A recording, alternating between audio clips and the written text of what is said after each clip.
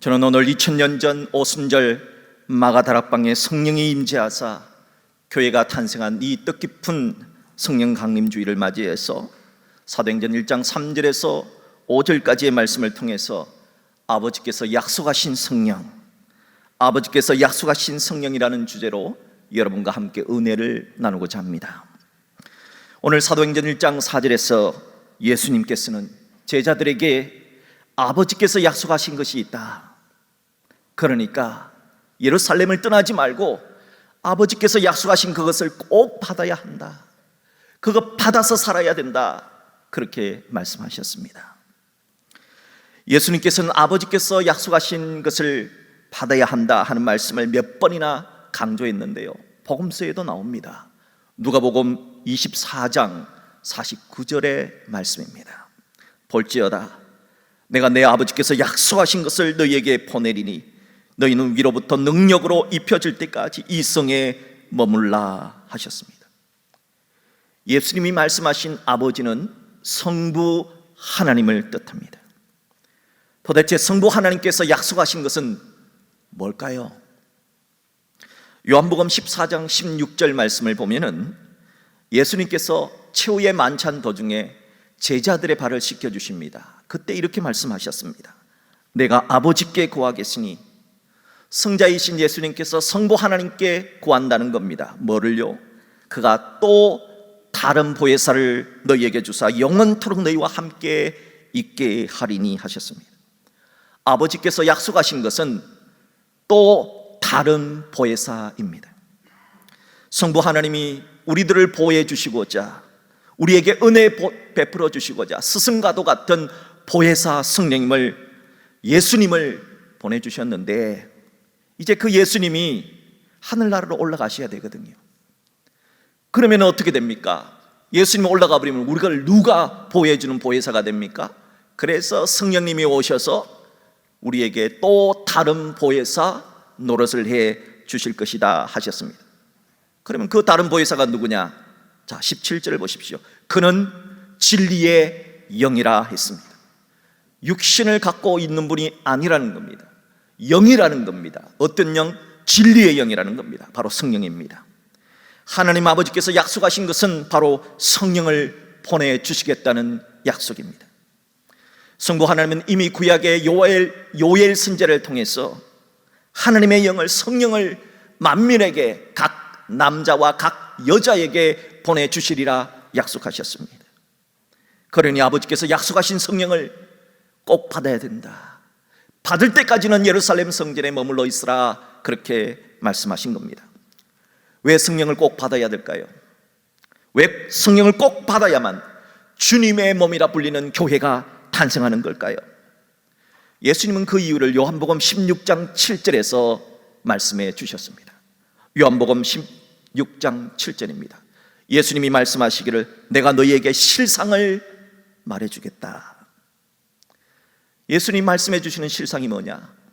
내가 떠나가는 것이, 예수님이 이 세상에서 부활하셔서 계속 있지 않고 떠나가는 것이, 하늘로 떠나가는 것이 너희에게 유익이다. 왜죠?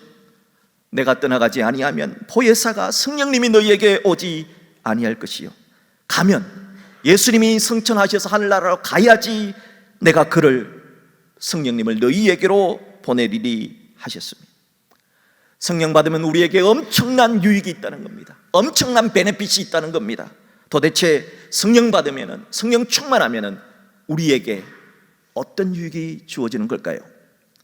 먼저 첫째, 성령 받으면, 성령 충만하면 예수님이 주님이라는 진리가 믿어집니다. 고린도전서 12장 3절에 성령으로 아니하고는 누구든지 예수를 주시라 할 수 없다 했습니다.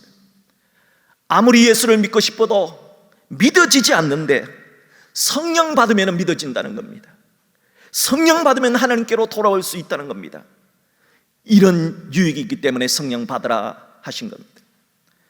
둘째로, 성령 받으면, 성령 충만하면 어떤 유익이 주어지느냐? 죄에서 자유케 되고 사망에서 자유케 된다는 겁니다. 로마서 8장 2절입니다. 이는 그리스도 예수 안에 있는 생명의 성령의 법이 죄와 사망의 법에서 너를 해방하였음이라 하였습니다. 성령 받으면, 성령 충만하면 죄에서 자유케 됩니다. 그래서 거룩한 삶을 살아낼 수가 있습니다. 의롭게 살 수가 있다는 겁니다. 또한 성령 받으면, 성령 충만하면 죽음의 공포로부터 자유케 됩니다. 왜냐하면 성령 받으면 우리가 천국 갈 수 있는 방법을 알려주시기 때문입니다. 그래서 성령 받으면 천국을 꿈꾸게 되고 내가 천국에 가서 행복한 삶을 누리게 된다는 확신이 들기 때문에 죽음의 두려움에서 해방될 수 있다는 겁니다. 셋째로, 성령 받으면, 성령 충만하면 하나님의 자녀라고 하는 것을 성령님이 증명해 주신다는 겁니다. 로마서 8장 16절 말씀입니다. 성령이 친히 우리의 영과 더불어 우리가 하나님의 자녀인 것을 증언하시나니 했습니다. 성령 받으면 성령께서 누가 뭐라고 말하더라도 넌 하나님의 자녀야, 넌 하나님의 아들이야, 넌 하나님의 딸이야 하고 성령님께서 보증을 써 주신다 하는 겁니다. 넷째로, 성령 받으면, 성령 충만하면 성령님이 도와주시고 성령님이 우리 대신 중보 기도를 해 주신다는 겁니다. 로마서 8장 26절입니다. 이와 같이 성령도 우리의 연약함을 도우시나니 우리는 마땅히 기도할 바를 알지 못하나 오직 성령이 말할 수 없는 탄식으로 우리를 위하여 친히 간구하시느니라. 성령 받으면, 성령 충만하면 우리가 약할 때, 우리가 힘들 때, 우리에게 고난이 닥칠 때 성령님이 우리를 도와주신다는 겁니다. 그리고 너무너무 힘들어서, 너무 힘들면 기도도 안 되거든요. 그렇게 너무 힘들어서 기도조차 안 될 때는 성령님이 우리를 대신해서 기도해 주신다는 겁니다. 다섯째로, 성령 받으면, 성령 충만하면 어떤 유익이 주어집니까? 사람마다 다양한 성령의 은사를 받을 수 있다는 겁니다. 고린도전서 12장 8절로부터 11절 말씀을 보면 성령을 받으면 어떤 사람에게는 성령으로 말미암아 지혜의 말씀을, 어떤 사람에게는 같은 성령을 따라 지식의 말씀을, 다른 사람에게는 같은 성령으로 믿음을, 어떤 사람에게는 한 성령으로 병 고치는 은사를, 어떤 사람에게는 능력 행함을, 어떤 사람은 예언함을, 어떤 사람에게는 영들을 분별함을, 다른 사람에게는 각종 방언을 말함을, 어떤 사람에게는 방언들 통역함을 주시나니 이 모든 일은 같은 한 성령을 성령이 행하사 그의 뜻대로 각 사람에게 나누어 주시는 것이니라 했습니다. 사랑하는 성도 여러분, 성령 받으면은 우리는 하나님께서 놀라운 은사를 주십니다. 이런 성령을 우리가 받아야 되지 않겠습니까? 이것뿐만이 아닙니다. 여섯째, 성령 받으면, 성령 충만하면 우리에게 9가지 성령의 열매를 맺을 수 있습니다. 갈라디아서 5장 22절에서 23절의 말씀입니다. 오직 성령의 열매는 사랑, 희락, 화평, 오래 참음, 자비, 양성, 충성, 온유, 절제니 이 같은 것을 금지할 법이 없다 하였습니다. 예수 믿는 자로서 성령의 열매를 얼마나 맺고 싶어 합니까? 사랑하는 여러분, 우리가 성령의 열매를 맺으려면 성령 받아야 됩니다. 성령 충만해야 됩니다. 여러분 모두가, 우리 모두가 성령 받아서 성령 충만해서 우리의 삶 속에 성령의 열매가 나타날 수 있기를 주님의 이름으로 축복합니다. 이렇게 성령을 받으면, 성령 충만하면 우리 개인에게만 유익한 것이 아니라 교회에도, 교회 공동체에도 엄청난 유익이 주어집니다. 자, 성령 받으면, 교회는 성령 받으면, 성령 충만하면 어떤 유익이 주어질까요? 첫째로, 성령 받으면, 성령 충만하면 교회는 예수님을 증거하는 성교 공동체가 됩니다. 성령님은 성부 성자와 함께 거룩하신 영으로 예수님을 증언하십니다. 예수님을 드러내시는 분이십니다. 그러므로 성령 받으면 땅끝까지 이르러 예수님의 증인이 됩니다. 사도행전 4장 31절의 말씀을 보십시오. 빌기를 다음에 모인 곳이 진동하더니 우리가 다 성령이 충만하여. 자, 성령이 충만합니까? 교회가 뭘 합니까? 담대히 하나님의 말씀을 전하니라. 성령 충만하면 교회는 선교하는 공동체, 전도하는 공동체가 되더라 하는 것입니다. 둘째로, 성령 받으면, 성령 충만하면 교회는 어떤 일이 일어났냐? 교회는 5가지 교회의 기능에 집중을 하게 된다는 겁니다. 우리 교회 주보 제일 앞면을 한번 보세요. 거기에는 교회가 왜 존재해야 되느냐 하는 사명 선언문, 비전 스테이트먼트가 있습니다. 교회가 존재하는 이유는 예배, 교제, 성장, 사역, 선교를 통하여서 가정과 직장과 지역이 복을 받아 누리는 축복의 통로가 되는 것입니다. 그런데 성령을 받아야, 성령 충만하야 이 5개의 교회의 기본적인 기능에 집중할 수 있다는 겁니다. 사도행전 2장 42절에서 47절까지의 모습을 보십시오. 성령을 받았더니 어떻게 되는가? 그들이 사도의 가르침을 받았습니다. 교육이 일어났다는 겁니다. 교회 안에 교육이 일어난다는 겁니다. 그래서 그 교육을 받아서 서로 교제하고 떡을 떼며 오로지 기도하기를 힘쓰니라. 사도의 가르침을 받아서 교제하고 떡을 떼며 기도했다는 겁니다. 그랬더니 사람마다 두려워하는데 사도들로 말미암아 기사와 표적이 많이 나타났다는 겁니다. 교육을 통해서 성도들이 성장을 하더라는 겁니다. 또한 44절을 보십시오. 믿는 사람이 다 함께 있어 모든 물건을 서로 통용한 교제가 일어나는 겁니다. 또 재산과 소유를 팔아 각 사람의 필요를 따라 나눠주며 구제하는 사역들이 아름답게 일어나는 겁니다.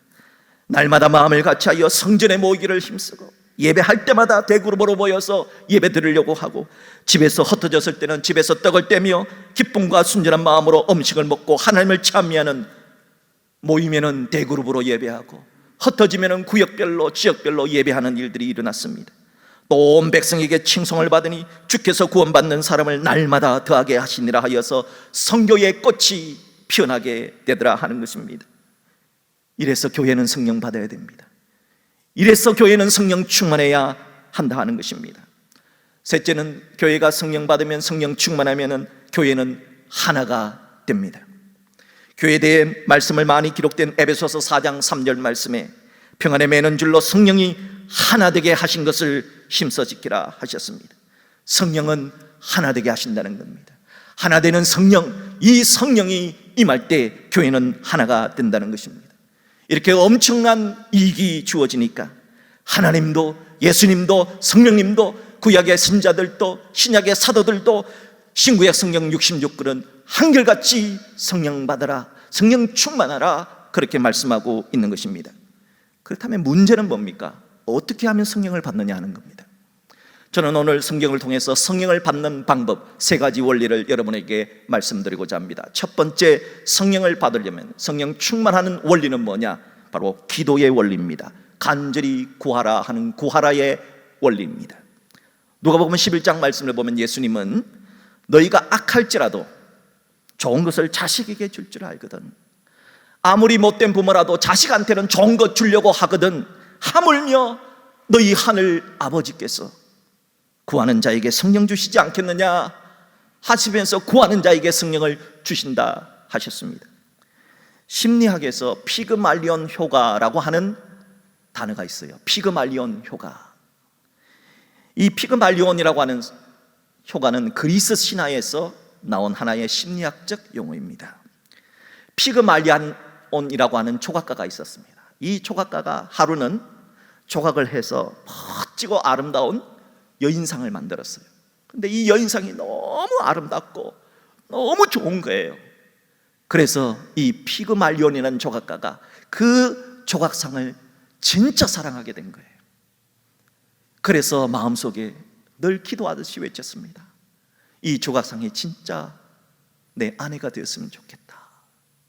하루는 미의 여신 아프로디테가 이렇게 세상을 내다보니까 이 조각가가 말을 하는데 진짜거든요.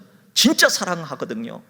그래서 이 아프로디테가 그 조각상이 진짜 여인이 되게 해주었고, 피그말리온이라는 사람은 간절히 구했더니 아름다운 그 조각상이 진짜 여인이 돼서 자신과 함께 행복하게 삶을 살았다 하는 것에서 심리학에서는 간절히 구하는 사람에게, 간절히 기도하는 사람에게는 그런 일이 일어난다 해서 피그말리온 이펙트라고, 피그말리온 효과라고 하는 것이 탄생하게 된 겁니다. 사랑하는 여러분, 인간에게 이런 상상을 할 수 있는 지혜를 주신 분이 하나님이시잖아요. 하나님은 신화 속의 거짓 신이 아니라 진짜 신이시기 때문에 간절히 구하면, 간절히 기도하면 성령을 부어 주실 것입니다. 구하고 기도하고 그리하여서 간절히 구함으로써 성령 충만한 우리 모두가 될 수 있기를 주님의 이름으로 축복합니다. 둘째로 성령을 받는 두 번째 원리는 회개의 원리입니다. 성부께서 약속하신 성령 받고 성령 충만하려면 회개해야 합니다. 사도행전 2장 38절에서 사도 베드로는 이렇게 말했습니다. 너희가 회개하여 각각 예수 그리스도의 이름으로 세례를 받고 죄사함을 받으라. 그리하면 성령의 선물을 받으리라 하셨습니다. 성령님은 우리가 죄를 회개할 때 성령의 은사를 선물로 내려주신다는 겁니다. 그 대표적인 역사가 있었습니다. 대한민국의 오순절 사건으로 기록된 역사는 1907년 평양 장대영 교회의 부흥사경회를 꼽을 수가 있습니다. 1907년 1월 14일 날 평양의 장대영 교회는 부흥회를 가졌는데, 그때 부흥회 강사가 누구냐? 바로 길선주 장로입니다. 이 길선주 장로는 대한민국 3.1운동 독립선언 민족대표 33인 가운데 한 사람으로서 굉장한 존경을 받았던 사람인데, 이분이 늦게 신학을 공부해서 평양 장로의 신학교 1회로 들어가게 됩니다.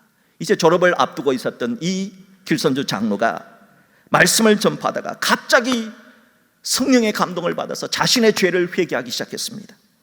길선주 장로는 이렇게 말했습니다. 설교자가 이렇게 말한, 나는 아간 같은 놈입니다.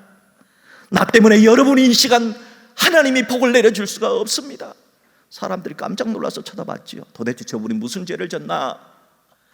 나는 도둑질을 했습니다. 1년 전에 내 친구가 죽으면서 임종을 앞두면서, 길장로 부탁하네, 내 부인은 셈이 약하니까 자네가 내 재산 좀 맡아서 내 아내와 우리 가정 좀 잘 보살펴주게, 그렇게 부탁을 하고 천국을 갔는데, 걱정하지 말라고 그렇게 했는데, 이 길선주 장로가 그만 돈에 욕심이 나서 재산을 관리하던 중에 그 당시에 미화 100달러, 그러니까 그 당시에 100달러는 굉장히 큰 돈이었다고 합니다. 그 100달러를 자기가 몰래 취했다는 겁니다. 이것이 지금 이 시간 성령님께서 자꾸 생각나게 하셔서, 내가 이것을 회개하지 않으면 이 시간 성령님께서 복을 주시지 않는다, 이렇게 말하니까 자신이 괴로워서 견딜 수 없어서 이렇게 고백을 한다는 겁니다. 그리고 내일 아침에 그 돈 전액을 내가 당장 갚겠노라고 그렇게 고백을 하게 됩니다. 당시에 평양 장대영 교회에 모였던 사람들은 민족의 존경을 받는 그 위대한 선생님이, 그 위대한 장로님이 저런 죄를 지어서 하는데 그것이 흉이 아니라, 그럼 나는 하면서 자신을 되돌아보는 계기가 되어서 그곳에 모인 모든 사람들이 자신의 죄를 회개하자 정말 그곳에 정말 2000년 전에 오순절 성령의 다락방과 같은 놀라운 역사가 일어나기 시작했다는 겁니다. 곳곳에서 방언이 터지고 아픈 암병자들이 낫고 그곳에서 수많은 역사들이 일어나고 귀신들이 떠나간 정말 놀라운 성령의 역사가 일어났다는 겁니다. 이것을 한국 사람이 기록한 것이 아니라 그 당시에 그곳에 갔었던 외국 기자가 보고 이것을 기록해서 그 기록이 한국 교회사에 남아 있습니다. 사랑하는 성도 여러분, 회개할 때 성령이 임재하는 겁니다.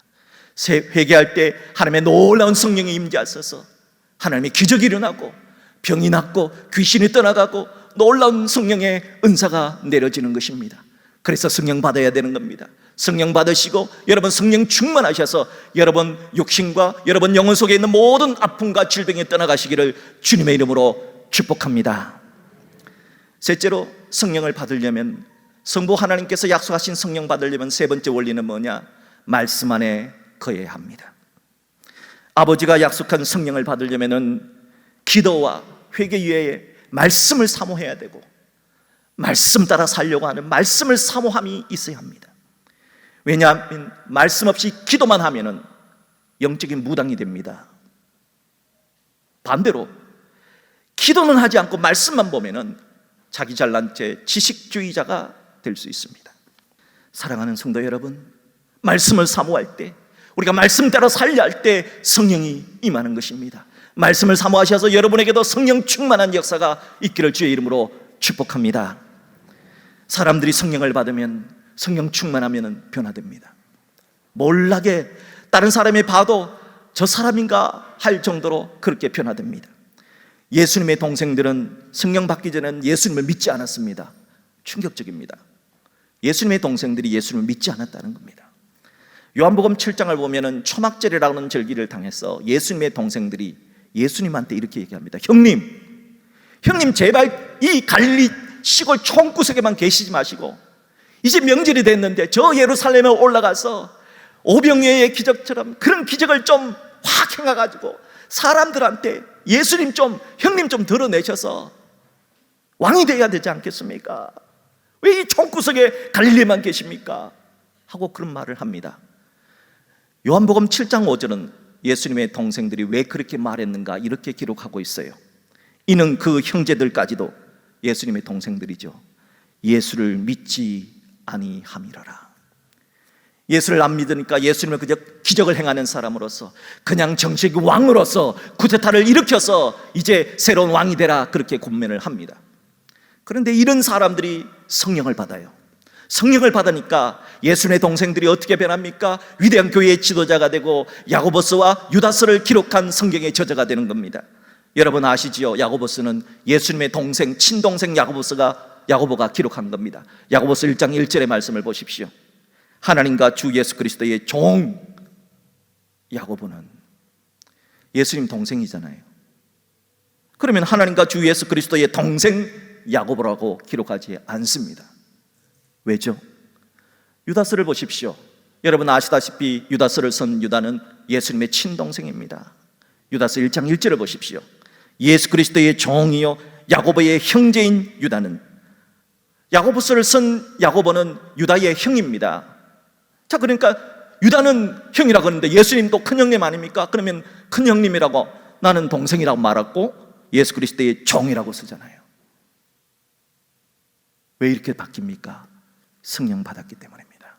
성령 받으면 예수님이 믿어지고 예수님이 나의 주라고 하는 사실이 믿어지기 때문인 겁니다. 또한 예수님의 제자들도 성령 받아서 엄청나게 바뀝니다. 성령 받기 전에 예수의 제자들이 어땠느냐? 우리가 알듯이 나는 절대로 예수님 배신하지 않는다, 나는 죽더라도 예수님 배신하지 않는다 그랬는데 예수님이 체포되니까 어떻게 했습니까? 난 예수 같은 사람 모른다고 그러면서 무서워서 두려워서 도망가고 숨었지 않습니까? 그런데 그런 겁쟁이 예수님의 12 제자들이 어떻게 바뀝니까? 성령을 받으니까. 사도행전 4장의 말씀을 보십시오.